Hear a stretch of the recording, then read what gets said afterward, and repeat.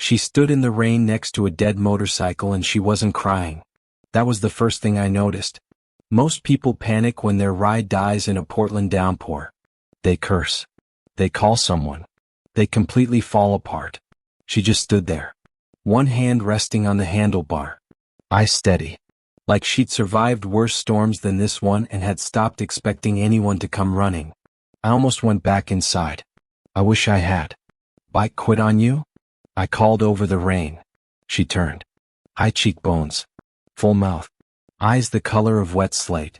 Sharp, tired, and carrying something heavy behind them. I think so, she said. Low voice. Almost flat. It started missing. Then just stopped. You're soaked. Pull it inside. She hesitated. Half a second, no more. Then she nodded. She should have kept riding. And I should have let her. But neither of us did. And that changed everything. Welcome to Danito Stories. If you're returning, thank you. If you're new, you were meant to find us. Subscribe now. Don't skip. Don't rush. The dramatic part is waiting for you. Now let's begin. My name is Caleb Turner. I'm 33. I own a small garage on Belmont Street called Turner Auto Works. Concrete floors. Fluorescent lights that never stop humming. The smell of motor oil and burnt coffee baked into the walls. It's not much. But it was the only thing still standing after my world collapsed. 2 years ago, my fiancée Hannah died. Breast cancer. She was 30. We were supposed to get married that summer. Instead, I stood at her funeral in the suit I'd bought for our engagement photos. Listening to people say she was in a better place while I tried not to scream. I didn't drink myself into the floor. I didn't disappear. I just went quiet. Really quiet. Opened the garage at 7 every morning. Answered the phone the same way. Cracked the same dry jokes with regulars. But inside, something had locked up so tight I couldn't feel the edges of it anymore. Days became something to get through. Nights were just longer versions of the same. I hadn't looked forward to anything in 2 years. Until a stranger walked through my bay door. Soaking wet. Leather jacket dripping. Eyes carrying a weight I recognized. I helped her wheel the Harley inside. Water ran off the fenders and pooled on the concrete. I pointed to the plastic chair by the workbench. Sit. You're going to freeze. She sat without argument. That told me something. Most people argue. I rolled the bike over the pit, flipped on the trouble light and started checking basics. Watched quietly. No fidgeting. No nervous questions. None of the anxious chatter people fill silence with when their car breaks down. Just still. Fuel lines clogged, I said after a few minutes. Probably sat too long without regular use. 30 minutes and I can have it running. How much? 50. Her eyebrows lifted. $50? Yeah, that's cheap. It's the job. She studied me. I can pay more. Why would you? So I know it's done right. I looked up from the bike and met her eyes.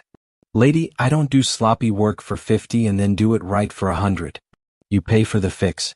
You get the fix. That's all there is. Something moved across her face. Not quite a smile. More like surprise that hadn't learned yet what to do with itself. Okay, she said quietly. 50. I went back to work. She stayed in the chair. Watching. Rain hammered the roof. The shop smelled like wet leather and gasoline. Neither of us spoke for a while. And somehow that felt more comfortable than it should have with a stranger. Maria from the coffee shop next door appeared at the side door with 2 paper cups. She took one look at us, set them on the workbench with a grin, and vanished without a single word. Isabella took the cup. Wrapped both hands around it. Steam rose between us like something trying to reach something else. You're not from around here, I said. Not really. She took a sip. Just passing through. I didn't push. People come to Portland for all kinds of reasons. Some stay. Some leave before the rain stops. I finished the job. Started the engine. It rumbled to life. Smooth, strong, no hesitation. All yours, I said. She stood.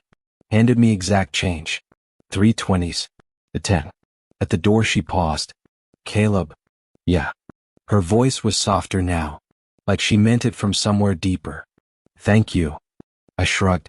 Just doing my job. She looked at me 1 second longer than she needed to. Then she pulled her helmet on, fired the engine, and rode out into the gray. I stood in the open bay watching the rain fill the spot where she'd been. For the first time in 2 years, the garage felt too quiet when someone left. She came back the next day.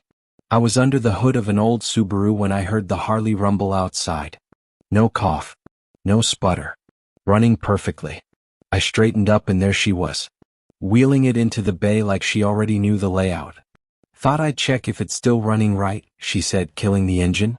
I raised an eyebrow. It was running fine when you left yesterday. She pulled off her helmet. Hair dry this time, falling loose around her shoulders. Better safe. I didn't call her on it. I've been doing this long enough to know when someone's excuse is just that.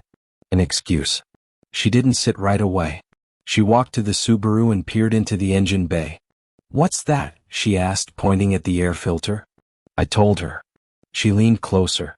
And if it gets dirty? Engine runs lean. Loses power. Burns hotter. You start hearing misfires. Can I see how you change it? I looked at her. You serious? Yeah. I handed her a screwdriver. Gloves are in the drawer. She ignored the gloves. Took the screwdriver and followed my instructions step by step without hesitation. When the old filter came out black with road grime, she held it up between us like a piece of evidence.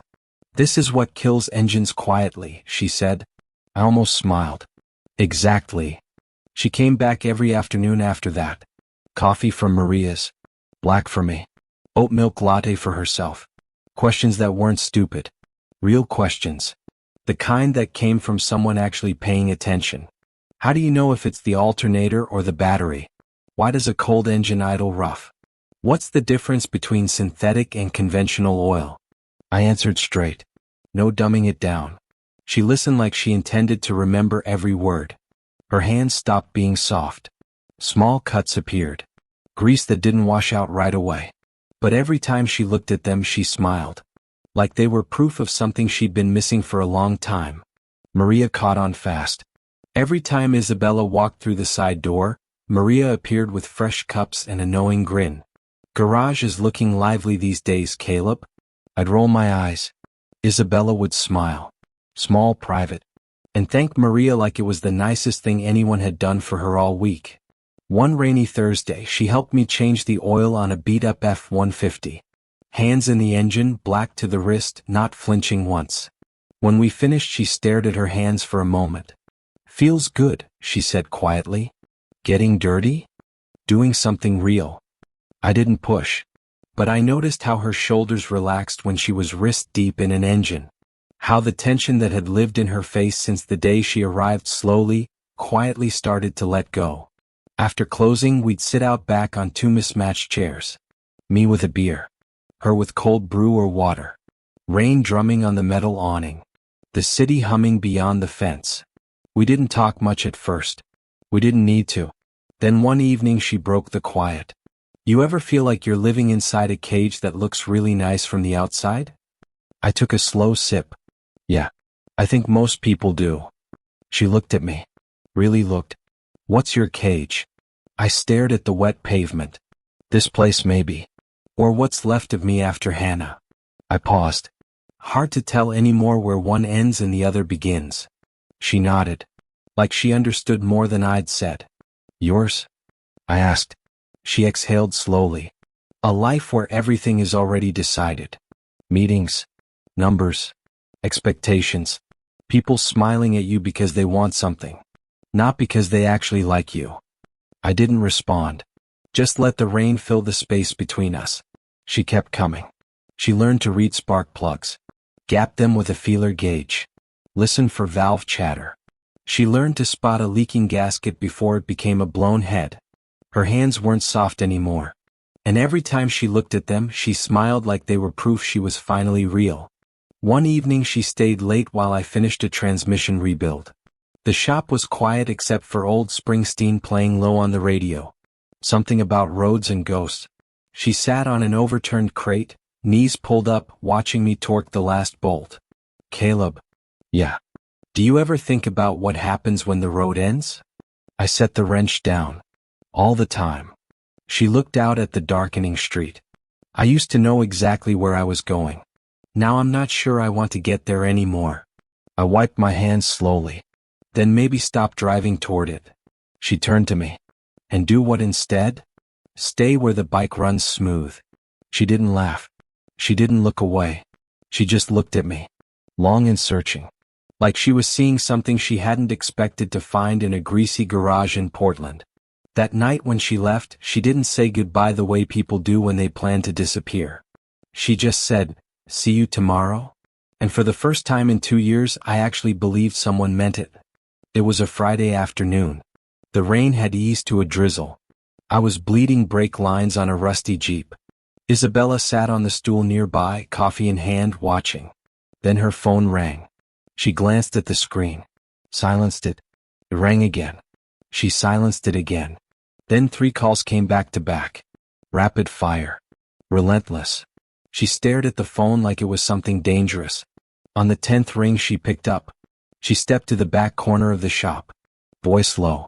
The garage is small. It always has been. Voices carry. Isabella, thank God.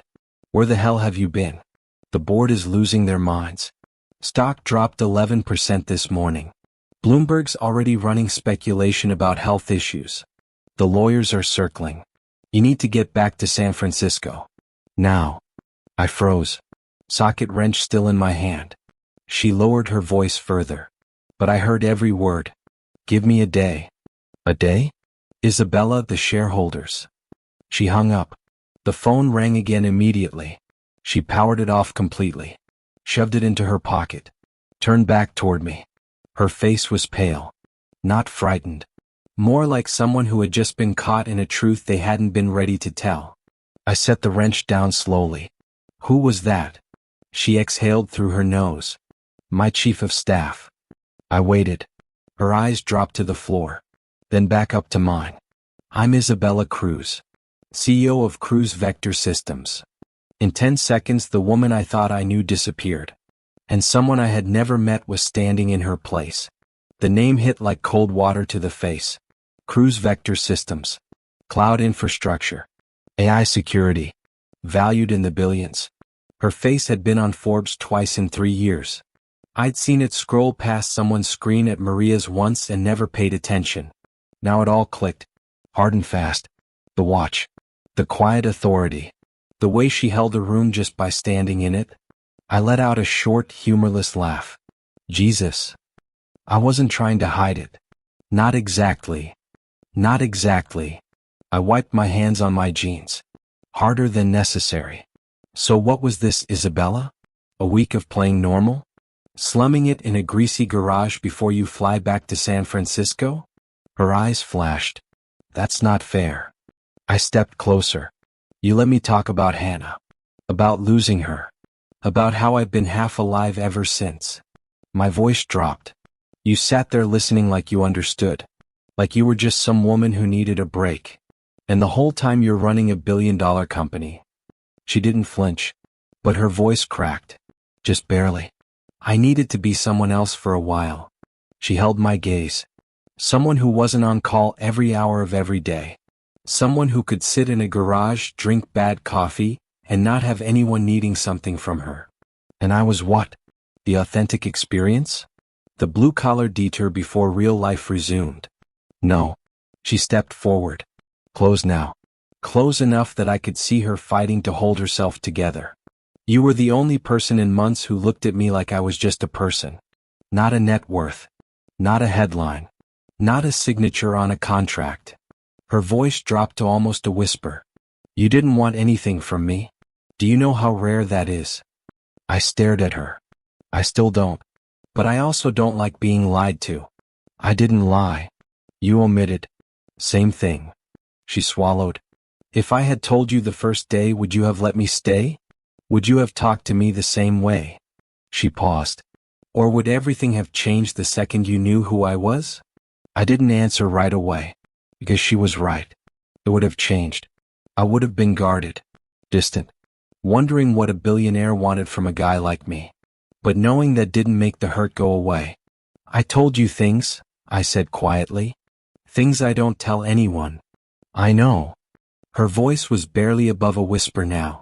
And I didn't want to lose that. I didn't want to lose you. I looked away, toward the open bay. Rain falling in silver lines across the dark street. You already did, I said. She stood there a long moment. Neither of us moved. Then she walked to the Harley, pulled on her helmet, started the engine. Smooth and strong. The way I'd fixed it. I'm sorry, she said. Small voice. Real voice. I never wanted to hurt you. She rode out into the rain. I watched the tail light disappear around the corner.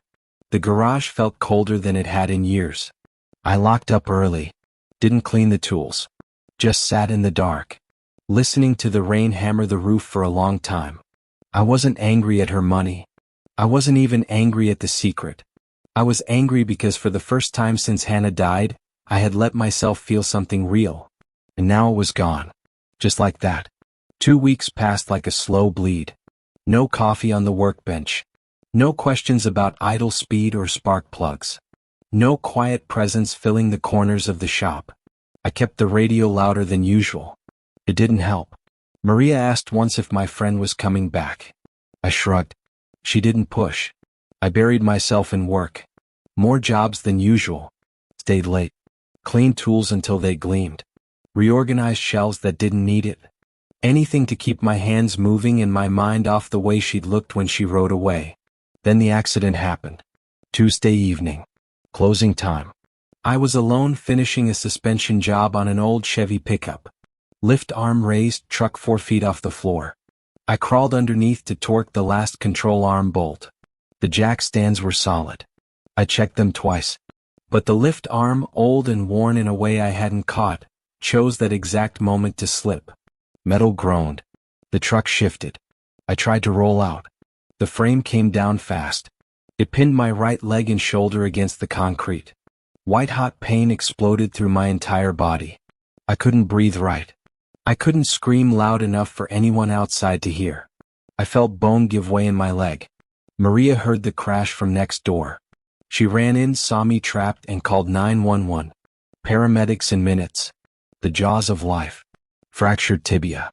Shattered fibula. Dislocated shoulder. Torn rotator cuff. Surgery scheduled for the next morning. The doctor was blunt, the way good doctors are. Without the full procedure, plates and screws, and 6 months of intensive rehab, I'd walk with a permanent limp. Might never lift anything heavier than a coffee cup without pain again. For a mechanic, that's a death sentence. I lay in the hospital bed staring at the ceiling, calculating how long I could keep the garage open if I couldn't turn a wrench. The answer wasn't good. Maria came every day. Brought soup. Told me the regulars were asking about me. Then on the 3rd night, she sat down and said quietly, I called Isabella. I turned my head slowly. You what? She gave me her number that first week. Said if anything ever happened to you to call her. Maria met my eyes without apology. I didn't think twice. I closed my eyes. She's on her way, Maria said. I didn't have the strength to argue. I woke in the middle of the night. Groggy from pain meds. The room dim. Just the soft glow from the monitors. She was there. Sitting in the chair beside the bed. Elbows on her knees. Head bowed slightly. Like she'd been sitting that way for hours. Gray hoodie. Jeans. Hair pulled back messy. Eyes red-rimmed. No designer anything. No performance. Just her. She looked up when I stirred. Caleb. Her voice broke on my name. Just a little. Just enough. I stared at her. What are you doing here? Maria called. I'm fine. You're not fine. She leaned forward. The doctor told me everything. The surgery, the rehab, the cost. Her voice steadied. I already paid for all of it. The best surgeon. The best PT program available. It's done. Rage flared through the fog of drugs. No. Caleb. I said no. My voice came out rough and cracked at the edges. I don't need your money to fix me. She didn't back down. This isn't about buying you. Then what the hell is it?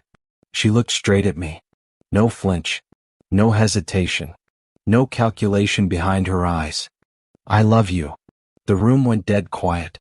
Nothing but the steady beep of the heart monitor filling the space between us. She kept going. Voice quiet now but completely certain. The way people sound when they've stopped performing and are just saying what's true. I know I hurt you. I know you have every right not to trust me. But money has never saved anything that mattered in my life. It bought board seats and headlines and smiles from people who wanted something from me. She paused. It never bought one real moment. Not one. Her eyes didn't leave mine. But if it can buy you the chance to walk again, to keep doing what you love, to not lose the only thing that's kept you going since Hannah, then I'm using it. Not because you owe me anything. Because I cannot stand the thought of you lying here broken and alone because you're too stubborn to let someone help. I couldn't speak. Couldn't look away from her. She reached out slowly, hesitating just before she touched me. Then rested her hand over mine on the blanket. Gentle. Careful. Like she wasn't sure she had the right. There was a small cut on her knuckle. Still healing. From wrench work weeks ago. She said 3 words I hadn't heard in 2 years. And the worst part? I believed every single one of them. I'm not asking you to forgive me right now, she said. I'm just asking you to let me stay until you're back on your feet. After that, you tell me to go and I will. I stared at her hand on mine. I didn't say yes. But I didn't say no either. Recovery was slow, painful, and humbling in ways I hadn't expected. Isabella was at every physical therapy session. Not hovering. Just present. In the corner with a book or her laptop. Ready when I needed water, a towel, or someone to tell me I wasn't pathetic for shaking on a balance board. She rented a small apartment 2 blocks from the garage. 1 bedroom. Kitchenette. View of the alley. She said it was easier than hotels. I knew better. She worked remotely. Video calls with the board. Emails at midnight. Quarterly reviews from the couch while I slept off pain meds. Button-downs for the calls. Hoodie and jeans the second the camera clicked off. She started coming back to the garage. Light stuff first. Organizing parts bins. Answering the phone. Running errands. Then more. Brake fluid. Tire pressure. Torquing lug nuts exactly the way I'd taught her. One afternoon I came around the corner and found her in the back bay, wrestling an oil filter wrench on a customer Civic. Hands black. Completely focused. Not asking for help. She looked up, caught me watching, and grinned. Still love it? I asked. More than ever, she said. I almost smiled back. Almost. One evening we sat on the apartment porch. 2 folding chairs. A 6-pack between us. Rain tapping the awning in that low, steady way Portland rain does when it's settling in for the night. She stared at the street lights reflected in the puddles below. I stepped down, she said quietly. I looked at her. CO. Effective next quarter. I'm staying on as board chair. I'll advise when they need me. But I'm not running it day to day anymore. I let that sit for a moment. You sure? More sure than I've been about anything in years. She turned to me. I spent a long time building something enormous. Thought that was the whole point. Turns out the point is knowing where you want to wake up every morning. I took a slow sip of beer. And where's that? She reached over. Laced her fingers through mine. Here, she said. With you. I held her hand tighter. And didn't let go. Months passed. My leg got stronger. My shoulder healed enough to lift a socket set without wincing. The garage reopened. Slow at first, then steady. Isabella ran the front desk when I was in the bay. Customers started calling her by name. Maria brought extra coffee just for her. The place felt alive again. Not just surviving. Actually living. We didn't rush anything. No big declarations. No performances. Just quiet choices every day. Her making breakfast while I showered. Me waiting up when she had late calls. Both of us sitting out back after closing, listening to the city wind down together. One Saturday in early spring, the rain finally stopped for a full day. The sun came out. Pale and careful, like it wasn't sure it was welcome yet. I told her to meet me at the garage at noon. When she walked through the bay doors, she stopped. The Harley stood in the center of the floor. Polished. Wet. New tires. Fresh oil. Gleaming like the first day it ever rolled.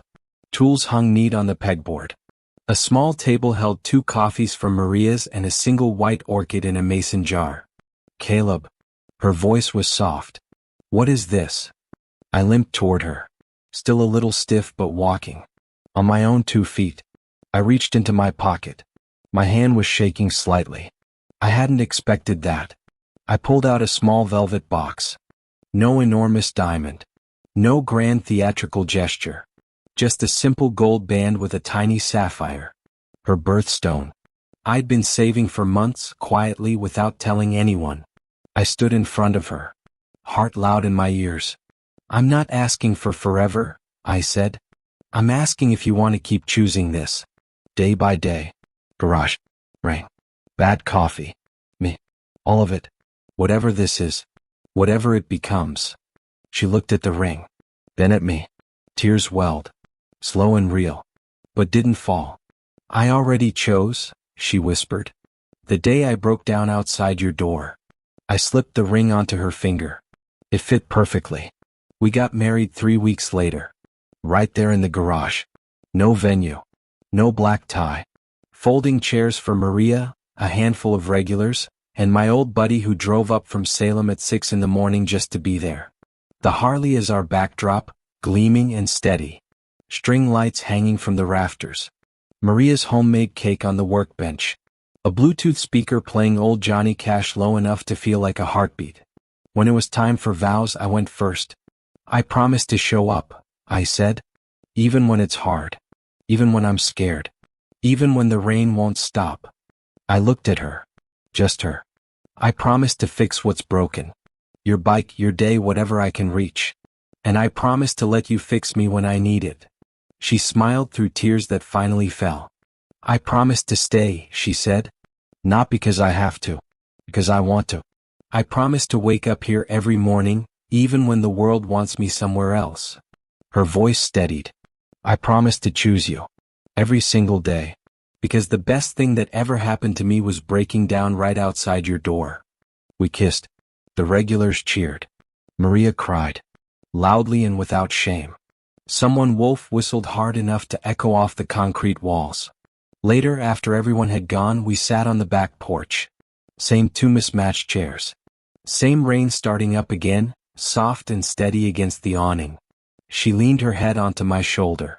I never thought I'd find home in a garage, she said. I kissed the top of her head. I never thought I'd find anything again. She looked up at me. Eyes warm. Steady. Sure. We did though. Yeah, I said softly. We did. The rain kept falling. The Harley gleamed under the shop lights. And for the first time in years, the future didn't feel like something to survive. It felt like a road opening up ahead. Wide open. Lit up. And finally ours. What would you rate this story? Drop 0 to 10 in the comments right now.